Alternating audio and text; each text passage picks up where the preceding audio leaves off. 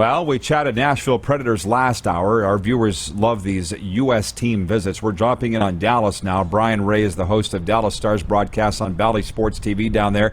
And it's been a while since we saw him. Hey, Brien, you must be having fun, just like Lindsay Rowley was last hour. It feels like the playoffs have started already for the Preds, and the Stars are just on the outside of the playoff picture looking in. Big games these days. I mean, I don't know if I'm having as much fun as you guys. You're sitting on a shoreline somewhere in South Florida, but we'll take the playoff chase as we're at it. And yeah, it's the best time of the year, right? You know, you always want your team to just be over and done with it like the Florida Panthers and have run away with everything. But if you are in this chase, you do have to embrace and enjoy it. The hockey is just so much fun. The dramatics of it are so much fun. And in the Western Conference specifically, I mean, it feels like it's changed daily in terms of who's in a wild card spot and who's not. Okay, well, I'm going to look back in a second, but not just yet. Tell me about this Dallas Stars team and why you feel it's special and why it should be in the playoffs. As the host, you obviously think they're going to be there. What's got to happen for them for that to happen? Wow, that's a heck of a question. They are in the process of heating up. They've won, I think, 5 of their last 7, 6 of their last 8. They're going to have to string together or continue stringing together a stretch of wins here. You know, it seems like they're changing daily with Vegas on that second wild card spot, and Vegas won again last night. And I know they have their games in hand, but the games in hand only mean anything if you actually win those games in hand. So they're on a road trip right now. They're finally getting better on the road. They've got their road record back to 500. They should beat the Anaheim Ducks tonight. They should beat the Seattle Kraken at the end of this trip.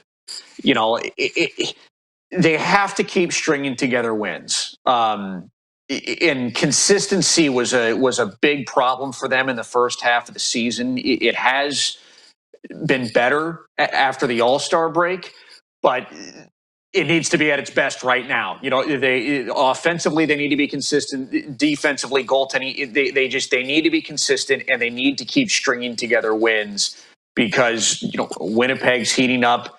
Vancouver is still in it. Vegas is not going down without a fight. You know, Nashville, since you just talked to Lindsay, who does great work over there with the Preds, you know, they're going to try and hold off everybody, and somebody's going to get hot here and sneak in. I think it's coming down to the last week of the season. I really do for what's going to happen. And this is the tough thing, that some good teams are going to miss the playoffs, and it's not like it used to be. Like all 16 teams that make it are going to be good, and there's going to be good teams that miss. That's just the way that it is. But as I sit here and talk to you, Brien, and as I told you in one of our past interviews, my dad worked for the Stars for 26 years, so I, followed them fairly closely. They're not my team anymore, but they were for a long time. They were in the Stanley Cup final just a couple years ago, and now they're on the cusp of missing the playoffs for the second straight year. Which is the real Dallas Stars? Was that a misnomer, or is this? It's somewhere in the middle, and I know I'm sitting on the fence a little bit or hedging my bets a little bit. That team that went to the Cup final was really good defensively in the back end of the ice. They wanted to win games 3-2 or 2-1, and you have to remember they did that with Anton Khudobin. It wasn't Ben Bishop. This team, that defensive structure is still there. Their back end, I think, might be a little more mobile than that group that went to the Cup final. Jamie Oleksiak is out. Ryan Suter is in. And so it's not that long, sticky octopus defense that's so hard to get through that you see from a lot of Cup contending teams. And Jake Ottinger, to this point, has proven he is now the number 1 goaltender for the Dallas Stars, and that's what he's going to be moving forward. But we haven't seen him do it in a playoff series yet, which is a big question mark. The biggest thing for me is, can they find some offense? And they got hot offensively when they made that 2020 run in the bubble. They've had blips of offense behind their top line. Rope Hintz, Joe Pavelski, Jason Robertson. We know they can produce offense. They've been one of the best lines in the NHL this season. Behind that, that's the question mark. And there's been ebbs and flows all year long as to where is the secondary scoring going to come from. It's sort of been a different guy at different times of the year. if they get into the playoffs and they have that secondary scoring punch, then maybe this is a team that is going to be a little bit dangerous, whether they're taking on a Colorado or a Calgary or somebody else, in a first round series. So it's a long answer to sum up that it's somewhere in the middle of the team that got hot offensively and went to the finals and the team that has sort of been up and down this season. Hey, long answer, short answer. It's a great answer. But I'm honestly, and I'm looking at and I apologize for putting your feet to the coals, but you can tell that I care. I want to know what's going on down there. And let's get into it, man.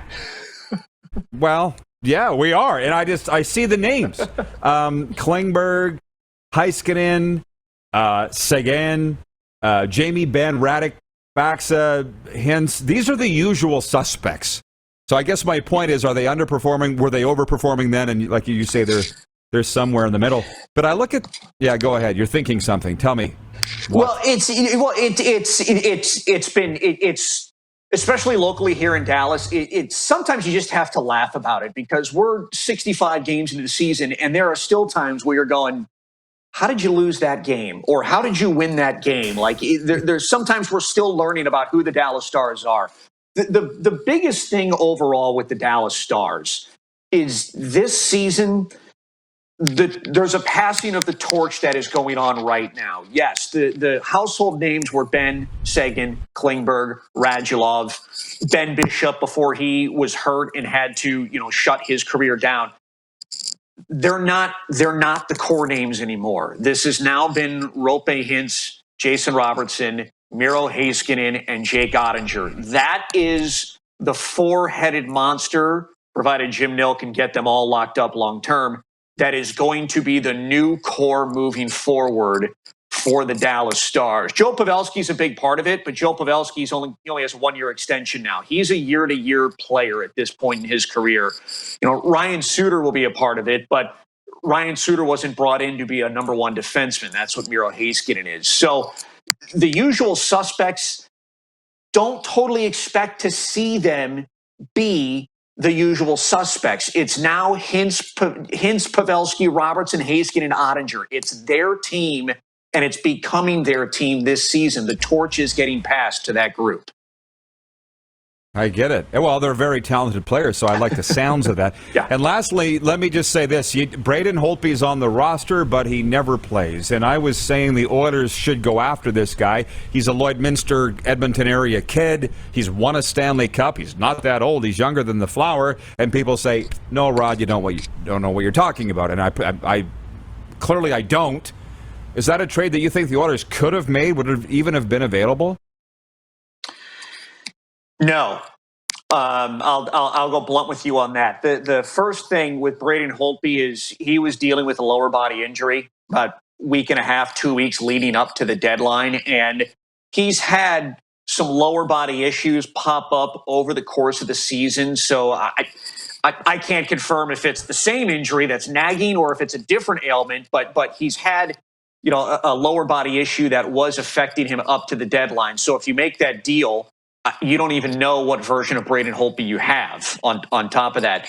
And then second of all, I don't know how available Braden Holtby really was for Jim Nill and the Dallas Stars. It made for great theater and media content, but you're talking about a hockey team that had 4 goaltenders to start the season and still had to trade for a 5th goaltender at the deadline because of the injury issues they've had to their goaltending core. So Jim Nill has learned, especially this season, goaltending depth and how important it was. Even though they went and got Scott Wedgwood, who knows what the health situation of the Dallas Stars goaltenders are going to be for the final, 17, 18 games of the season. So I don't think Braden Holtby was ever truly available.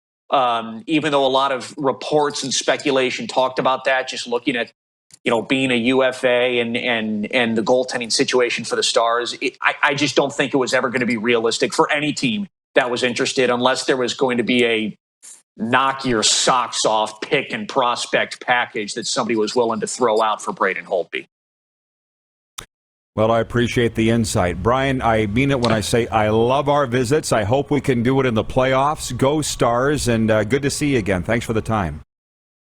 Absolutely. I'm ready when you guys want to talk. This is always fun. Thanks, Rod. Thanks, bud.